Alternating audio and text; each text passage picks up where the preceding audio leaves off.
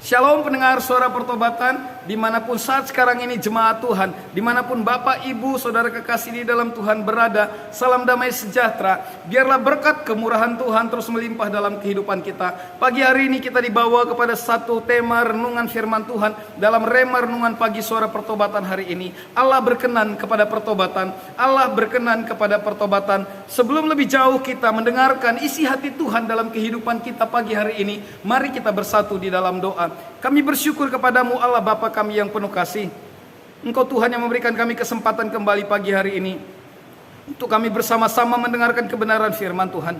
Urapi dan berkati kami ya Bapa, supaya kami sungguh dapat memahami, sungguh kami dapat mengerti isi hatimu dalam kehidupan kami. Biarlah curahan kuasa Roh Kudusmu mengalir bagi kami, memberikan kami pemaknaan, sehingga hidup kami semakin berkenan dan semakin berarti di hadapan-Mu Tuhan.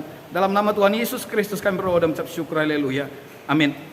Jemaat yang terkasih di dalam Tuhan, tema firman Tuhan dikatakan bagi kita Allah berkenan kepada pertobatan.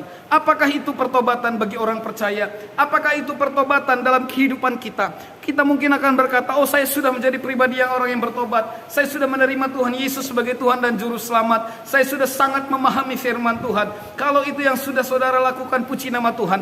Tetapi hari ini kembali Allah mau memperbaharui pertobatan kita. Hari ini kembali Allah mau memurnikan kembali pertobatan kita. Biarlah kiranya renungan firman Tuhan tentang seorang perempuan yang kedapatan berzina, bagaimana kita tidak boleh menanggapinya. Ketika kita melihat Tuhan Yesus menanggapinya, bagaimana kita melihat tua-tua Yahudi menanggapinya, bagaimana kita dapat melihat orang-orang Farisi menanggapi tentang seorang perempuan yang kedapatan berzina. Dan jemaat Tuhan boleh kembali menilai diri kita pribadi lepas pribadi. Bagaimana dengan kita saat kita diperhadapkan dengan seseorang yang berbuat zina, dengan seseorang yang berbuat salah, dengan seseorang yang melakukan pelanggaran? Apakah hidup kita, apakah kita akan menghakimi dia? Apakah kita akan menghujat dia? Apakah kita akan membuat dia sungguh-sungguh semakin terjebak? Apakah kita akan membuat dia merasa malu dengan segala perbuatannya? Atau kita akan mengumbarnya di media sosial kita? Jemaat yang terkasih, dalam Yohanes 8 ayat yang ke-7 katakan, dan ketika mereka terus-menerus bertanya kepadanya, ia pun bangkit berdiri, lalu berkata kepada mereka, barang siapa di antara kamu tidak berdosa, hendaklah ia pertama sekali melemparkan perempuan itu dengan batu. Jemaat yang terkasih dalam Tuhan, Allah menyelidiki hati pikiran orang-orang Farisi pada waktu itu. Allah mau supaya mereka sungguh-sungguh dapat memahami apa maksud dan tujuan mereka. Allah ingin menyingkapkan apa yang ada dalam pikiran tua-tua Yahudi pada waktu itu, bahwa mereka merencanakan, mereka ada satu keinginan menjebak Yesus, supaya Yesus melakukan satu tindakan kesalahan dalam perkataan maupun tindakannya terhadap perempuan yang berzina ini. Sehingga dikatakan berdasarkan hukum Musa, harusnya perempuan ini dihukum dengan dilempari dengan batu. Tetapi firman Tuhan katakan bagi kita hari ini, jikalau ada di antara kamu yang tidak berdosa, baiklah dia yang pertama sekali melemparinya.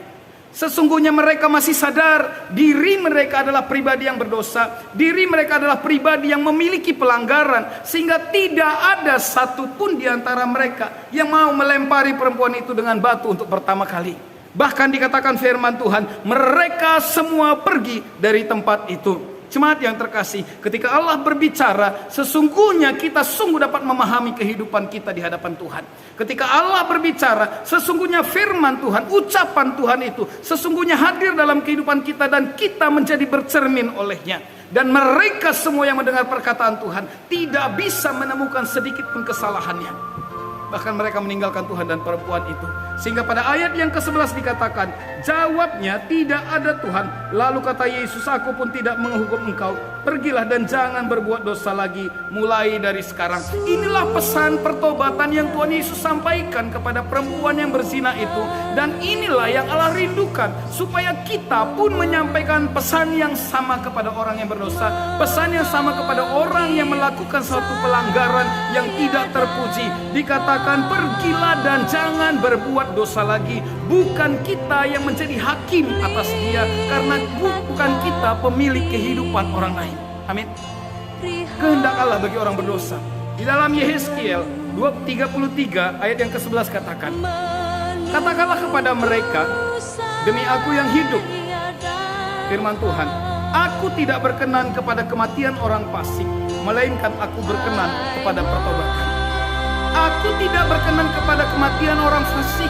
Ada satu kerinduan dalam hati Allah bahwa kalau misalnya orang itu diberi kesempatan, orang itu bertobat, maka orang itu pasti mendapatkan kebebasan, pengampunan, dan kehidupan yang kekal. Kehendak Allah, Allah mau orang berdosa selamat. Allah mau orang berdosa tetap mendapatkan kehidupan yang kekal. Allah mau orang berdosa sungguh-sungguh tidak mendapatkan kebinasaan. Sehingga dikatakan, aku pun tidak menghukum engkau. Allah berbeda. Allah ingin memberikan dia kesempatan. Aku tidak menghukum engkau. Bukan berarti Allah membela perbuatannya yang sedang berzina. Bukan berarti Allah membela kelakuannya yang menjadi seorang perempuan yang berzina. Tetapi Allah ingin menyelamatkan nyawanya. Allah ingin memberi kesempatan bagi dia untuk bertobat dari caranya yang salah. Sehingga dikatakan, mulai dari sekarang jangan berbuat dosa lagi. Firman Tuhan ingatkan kepada kita, supaya hidup kita sebagai orang percaya. Allah mau kita menjadi orang percaya yang sungguh-sungguh meneladani kasih Allah, yang sungguh-sungguh mau menjadi pelaku-pelaku firman, bukan menjadi hakim atas kesalahan orang lain. Kalau Allah rindu keselamatan bagi orang-orang yang fasik, Allah rindu keselamatan orang-orang yang berdosa, Allah rindu kita menjadi alatnya untuk menjangkau mereka, jemaat yang dikasihi Tuhan. Katakan bagi diri kita, saya mau Tuhan memberikan pengampunan, saya mau melepaskan pengampunan, dan hidup kita semakin hari semakin diperbaharui di dalam Tuhan. Sehingga firman Tuhan hari ini, Allah rindukan, Allah berkenan, Allah sungguh-sungguh berkenan kepada pertobatan. Kalau Allah berkenan kepada pertobatan, mari hari ini kembali kita, hidup kita yang sudah mengalami pertobatan. Maka saudara yang belum bertobat, ambil waktu bagi Tuhan, ambil waktu sikap dalam pertobatan saudara. Lakukan yang terbaik, pergi dan tinggalkan segala dosa itu dan menjadi saksi Kristus. Dan saudara yang sudah bertobat, perbaharui hari demi hari kasih-Mu di dalam Tuhan, sehingga pertobatan kita menghasilkan buah yang sungguh-sungguh Tuhan rindukan terjadi dalam kehidupan kita. Tuhan Yesus memberkati kita semuanya. Mari kita bersatu di dalam doa. Bapa dalam sorga, kami bersyukur kepada-Mu ya Tuhan. Oleh karena kemurahan-Mu Bapa, kami boleh mendengarkan firman-Mu pagi hari ini. Berkati setiap pribadi-pribadi, mereka yang sudah percaya kepada Injil kebenaran firman-Mu.